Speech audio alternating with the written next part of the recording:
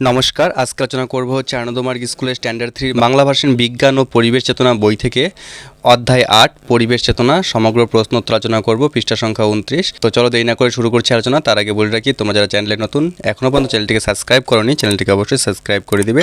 তো চলো শুরু করছি প্রশ্ন উত্তর আলোচনা। তো ক নাম্বার দাগে যে প্রশ্নগুলি রয়েছে, 1 নাম্বার রয়েছে পারিবারিক ও সামাজিক জীবনে পরিবেশের প্রভাব কতটুকু। তো এর উত্তরটি হবে হচ্ছে আমাদের পারিবারিক ও সামাজিক বিজ্ঞান যেমন আঙ্গাঙ্গিভাবে জড়িয়ে রয়েছে, ঠিক ততটুকু পরিবেশের প্রভাব রয়েছে। 2 নম্বর প্রশ্ন, বিজ্ঞান আমাদের জীবনে অভিশাপ আনবে কেন।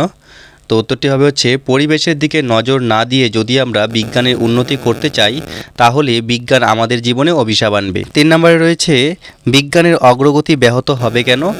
তো সঠিক উত্তরটি হবে হচ্ছে পরিবেশকে যদি আমরা অবজ্ঞা করি বা অন্ধ কুসংস্কারে আবদ্ধ করে রাখি, তবে বিজ্ঞানের অগ্রগতি ব্যাহত হবে। 4 নম্বরে রয়েছে বিজ্ঞান ও পরিবেশকে কীভাবে চলতে হবে। এর উত্তরটি হবে হচ্ছে বিজ্ঞান ও পরিবেশকে পাশাপাশি চলতে হবে। আর 5 নম্বরে রয়েছে পরিবেশ বিজ্ঞান বলতে কী বোঝো।